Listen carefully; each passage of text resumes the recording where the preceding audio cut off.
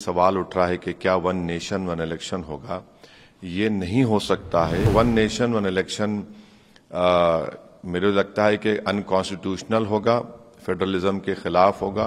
मोदी सरकार से आखिर में इस बात का भी डिमांड करते हैं कि वो अभी से ही देश को बता दें कि विंटर सेशन कब होगा। वन नेशन वन इलेक्शन का जो सिलेक्टिव लीक किया जा रहा है ये कॉन्स्टिट्यूशनली नहीं हो सकता, ये अनकॉन्स्टिट्यूशनल है।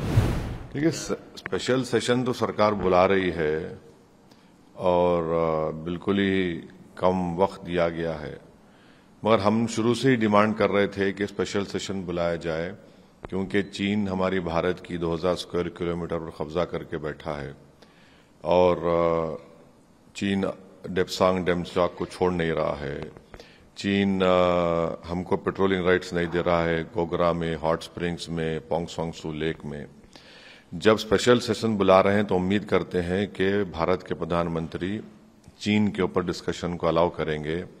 दूसरा, हम भारत सरकार से, मोदी सरकार से इस बात का डिमांड करते हैं कि रोहिणी कमीशन ने अपनी रिपोर्ट दे दी है तो वो फौरन 50% जो रिजर्वेशन की लिमिट है उसको ब्रीच करें और पार्लियामेंट में स्पेशल सेशन में एक बिल लेकर आएं ताकि हम वो 50% की लिमिट को ब्रीच कर सकें।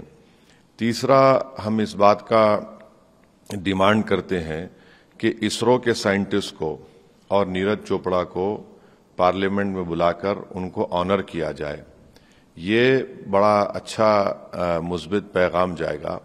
और चौथी बात यह है कि जो मीडिया में ये सवाल उठ रहा है कि क्या वन नेशन वन इलेक्शन होगा, ये नहीं हो सकता है। ये भारत के संविधान के खिलाफ होगा, क्योंकि फेडरलिज्म भारत के संविधान के बेसिक स्ट्रक्चर का हिस्सा है।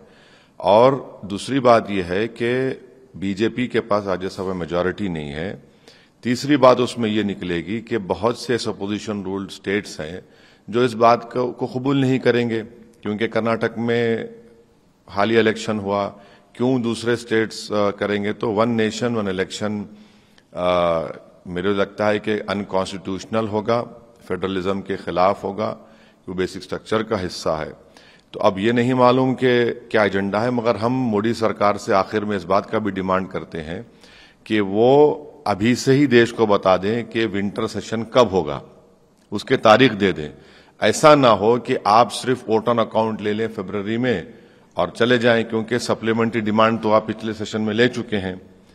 अब हम तो यही डिमांड करेंगे कि नवंबर दिसंबर में भी विंटर सेशन के डेट्स का ऐलान कर दीजिए, फिर वोट ऑन अकाउंट फरवरी में होगा।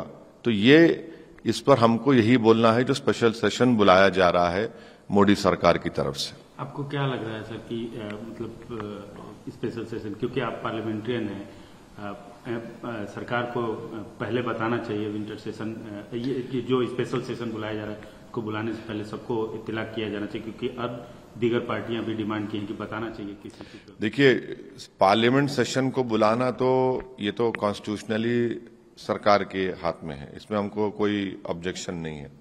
मगर जब आप सेशन बुला ही रहे हैं तो बेहतर ही होता है कि आपका एजेंडा क्या है। आप अमृतकाल कह रहे हैं, स्पेशल सेशन कह रहे हैं, फिर आप उसमें लिखते हैं कि ये 17वीं लोकसभा का 13वां लोकसभा सेशन होगा।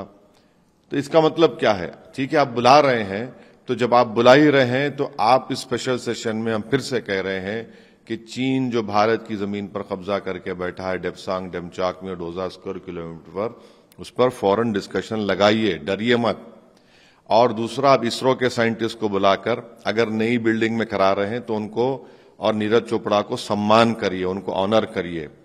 तीसरा, रोहिणी कमीशन की रिपोर्ट आ चुकी है, तो हम मोदी सरकार से कह रहे हैं कि आप खुद नरेंद्र मोदी ओबीसी हैं, तो उनको 50% की रिजर्वेशन लिमिट को आप क्रॉस करिए और भारत की लोकसभा में, राज्यसभा में एक बिल को लेकर आइए। चौथा यह है कि आप फौरन देश को बता दीजिए कि विंटर सेशन के डेट्स क्या होंगे। ऐसा ना हो कि आप डायरेक्ट चले जाएं वोट ऑन अकाउंट में, क्योंकि आप तो सप्लीमेंट्री डिमांड्स पास कर चुके हैं। और आखिर में ये वन नेशन वन इलेक्शन का जो सिलेक्टिव लीक किया जा रहा है ये कॉन्स्टिट्यूशनली नहीं हो सकता, ये अनकॉन्स्टिट्यूशनल है। फेडरलिज्म भारत के संविधान के बेसिक स्ट्रक्चर का हिस्सा है। बीजेपी के पास राज्यसभा में मेजॉरिटी नहीं है, कॉन्स्टिट्यूशनल अमेंडमेंट होगा, क्यों स्टेट्स तैयार होंगे। तो हम एजेंडा तो डिसाइड होगा जब स्पीकर साहब के पास मीटिंग होगी या मोदी सरकार बताएगी एजेंडा ही होगा। आप सिर्फ स्पेशल सेशन कह रहे हैं, तो हमको इतना ही कहना है इस बारे में बस।